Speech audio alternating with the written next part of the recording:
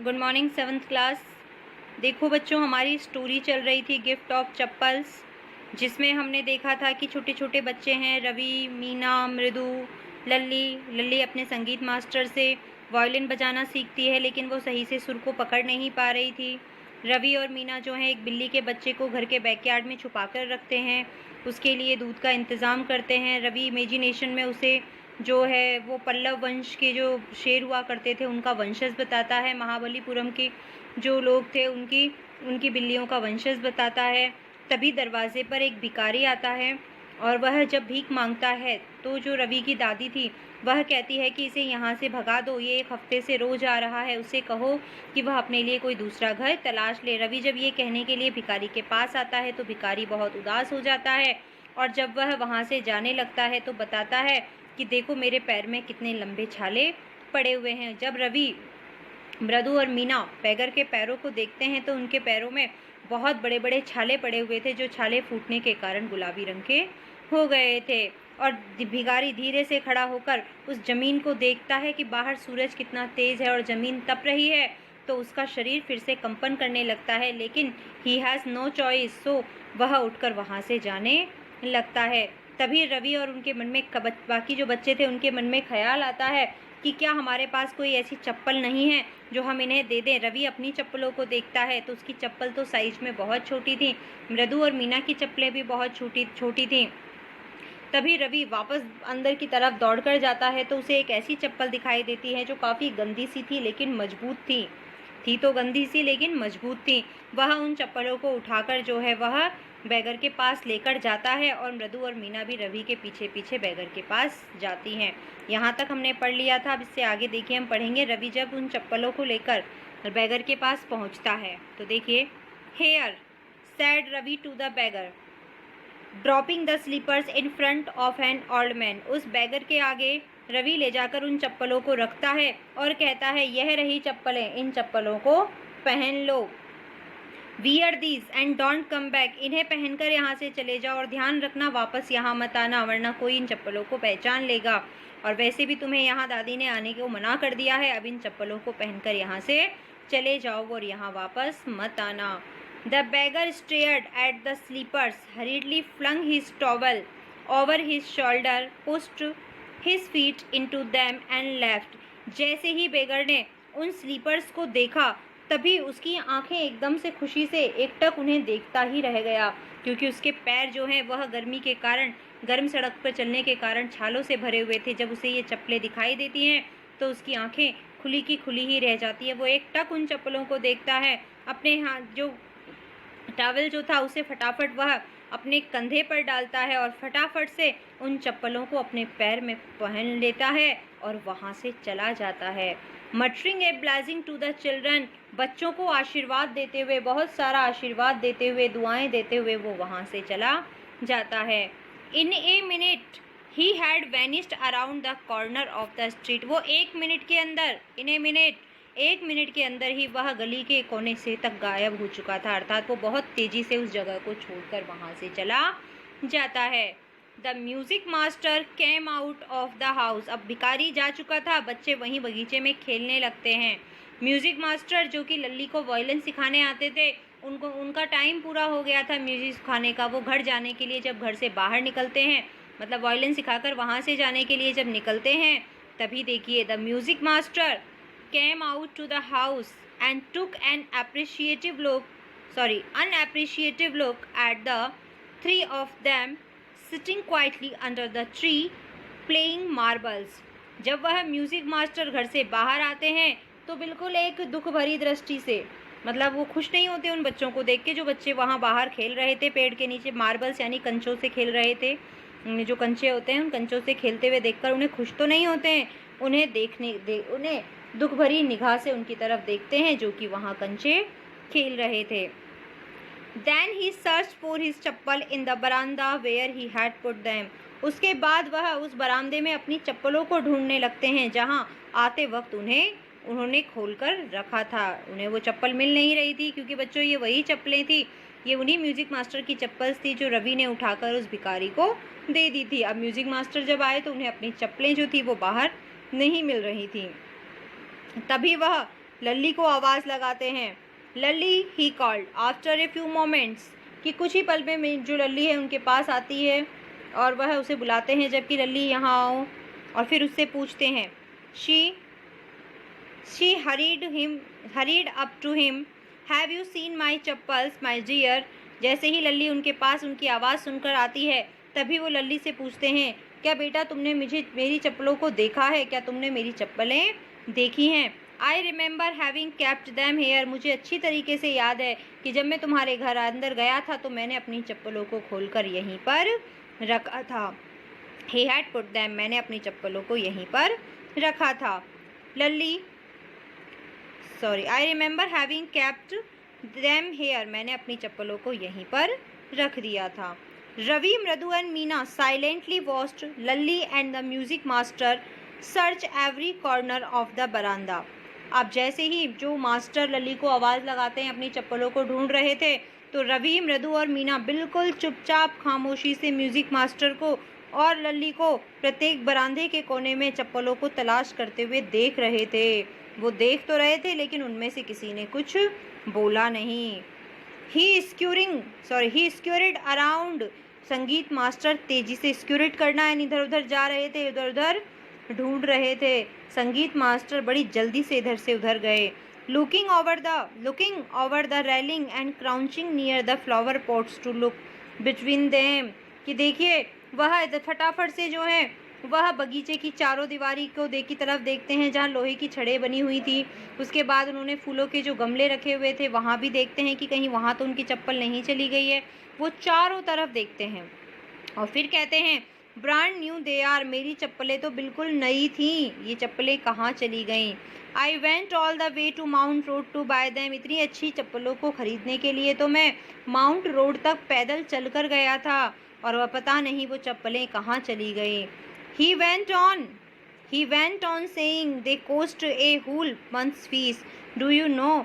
और फिर आगे वो कहते हैं कि लल्ली, क्या तुम्हें पता है कि मेरी चप्पलें कितनी ज़्यादा महंगी थी, वह मेरी पूरे 1 महीने की जो फ़ीस होती है उस फीस के बराबर थी। यानी कि ऐसे आपको शुरुआत में बताया था कि चप्पलें बहुत पुरानी हो गई थी, वह काफ़ी धुंधली, उसमें पैरों के निशान भी बने हुए थे, लेकिन सिर्फ वो मजबूत थी।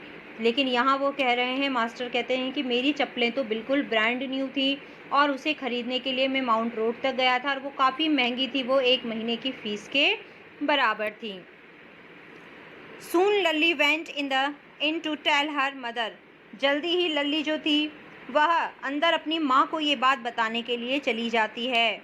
Rukmini appeared looking harassed with Pati following her, Rukmini को जैसे ही ये बात पता चलती है तो वो बहुत परेशान दिखाई देती है। हैरेस्ड का मतलब है चिंतित दिखाई देना, वो काफ़ी चिंतित दिखाई देती है। विथ पाती फॉलोइंग हर, उसकी माँ के साथ, रुक्मणी के साथ साथ दादी भी उसी के पीछे पीछे वहाँ आ गई। वेयर कुड दे बी, और कहती हैं चप्पलें यहाँ से कहाँ जा सकती हैं। It's really quite upsetting to think someone might have stolen them, वो ये सोचकर भी काफ़ी ज़्यादा अपसेट हो रही थी कि क्या उन्हें घर के दरवाजे से ही इन चप्पलों को कोई चुरा कर ले गया है। वो अनुमान लगाती हैं। So many vendors come to the door, कि कई सारे विक्रेता कुछ ना कुछ बेचने के लिए फेरी वाले जो हैं वो दरवाजे पर आते ही रहते हैं। वरीड पाती, दादी परेशान थी और परेशान होते हुए कहती है कि शायद उन चप्पलों को किसी ने चुरा लिया है, क्योंकि रोज़ाना कई सारे फेरी वाले दरवाजे पर आते ही हैं। Rukmini caught sight of Ravi, Mridu and Meena sitting under the tree, Rukmini जो है वह जैसे ही उनकी तरफ देखती है, उनकी दृष्टि पेड़ के नीचे बैठे हुए रवि, मृदु और मीना पर पड़ती है, जो कि वहाँ खेल रहे थे। तभी वह उनसे पूछती है, have you children, she began and then seeing their curiously quite went on more slowly, seen anyone lurking around the baramda, कि देखिए जब भी रुक्मणी देखती है कि वो तीनों बच्चे वहाँ खेल रहे थे चुपचाप शांतिपूर्वक, तो वह उनसे पूछती है, क्या बच्चों तुमने, वह सवाल पूछती है कि तुमने तो चप्पलों के साथ कुछ नहीं किया है। फिर वो आगे कहती है, उसने देखा कि ये बच्चे बिल्कुल विचित्र ढंग से शांत थे, ना वो हाँ बोल रहे थे ना बिल्कुल शांत बैठे हुए थे, तो उसे कुछ शक सा हो जाता है। और फिर वह बहुत धीमे स्वर में कहती, went on more slowly seen anyone lurking around the baramda, वो धीमे से ये कहते हुए चली जाती है कि क्या तुमने किसी को जो है बरामदे में किसी व्यक्ति को चुपचाप आते हुए देखा था। V sharp line had form between her eyebrows. चिंता के कारण उसके भौहों के बीच में एक चिंता की भरी लाइनें बन जाती हैं। ए शेप्ड और वी शेप की जो लाइनें हैं वो तंग लाइन सी कस जाती, क्योंकि माथे पे सलवटे पड़ जाना, चिंतित हो जाना। Another straight tighter one appeared in place of her usually soft pleasant mouth। ये चेहरे पर बनी हुई सलवटें उस पर बिल्कुल भी अच्छी नहीं लग रही थी, क्योंकि रुक्मणी सुंदर थी और वो क्रोधित होने के कारण जो उसके चेहरे पे निशान जो बन गए थे, जो लाइनें बन गई थी, वह एक अलग सी ही दिखाई दे रही थी। Rukmini was angry. रुक्मणी बहुत ज़्यादा गुस्सा थी, परेशान थी, क्रोधित थी। थॉट मृदु विथ ए शिवर। मृदु उसकी परेशानी को देखते हुए भी कपा गई, शिवर करने लगी, डरने लगी। She would not be so upset if she knew about the poor beggar with shorts on his feet.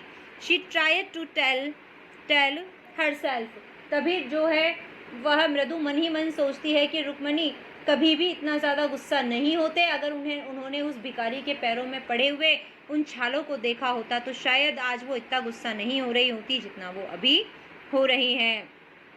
वह अपने आप को ही ये बात कहकर समझाने की कोशिश करती है। Taking a deep breath she cried, Rukmini there was a beggar here, poor things, he had such boys on his feet. तभी देखिए गहरी सांस लेते हुए वह चिल्लाई, रुक्मणी यहाँ एक भिखारी था। रुक्मणी यहाँ पर एक भिखारी था। वो बेचारा भिखारी, उसके पैरों में बड़े बड़े छाले पड़े हुए थे। सच बॉयज ऑन हिज फीट यानी पैरों में छाले पड़ जाना, कि उसके पैरों में बहुत बड़े बड़े छाले पड़े हुए थे। So said Rukmani grimly. तो रुक्मणी कहती है छाले पड़े हुए थे तो ये तो क्या हुआ। टर्निंग टू रवि, ये बात रवि की तरफ मुड़ते हुए वो कहती है, रुक्मणी को जब वो बताता है ना कि माँ उनके पे एक भिखारी आया था, उसके पैरों में बहुत बड़े बड़े छाले पड़े हुए थे, तो रुक्मणी बड़ी चौंक कर पूछती है छाले पड़े हुए थे तो क्या तुमने क्या किया। You gave the music master's chappals to that old beggar who turns up here. तो क्या तुमने उन छालों को देखकर हमारे संगीत मास्टर की चप्पलें उस बूढ़े भिखारी को दे दी जो यहाँ आता है।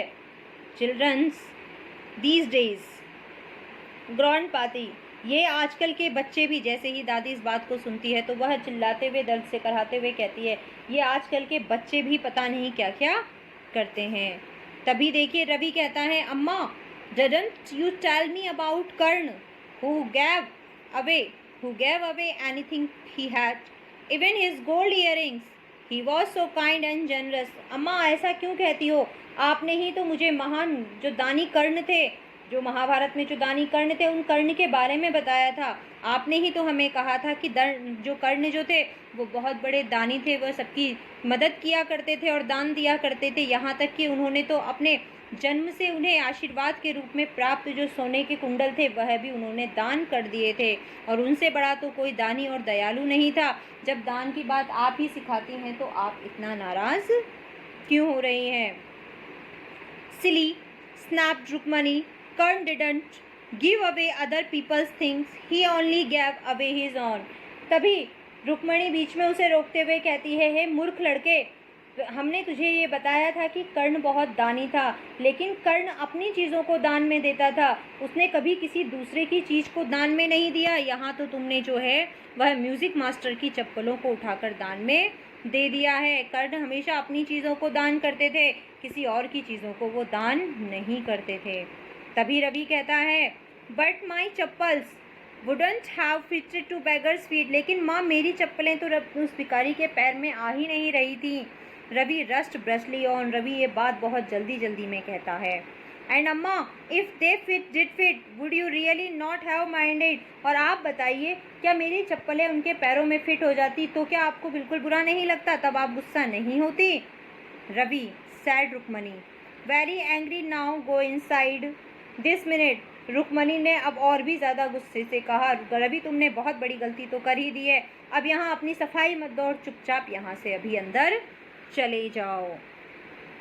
She hurried indoors and brought out Gopu's mama's hardly worn new chappals.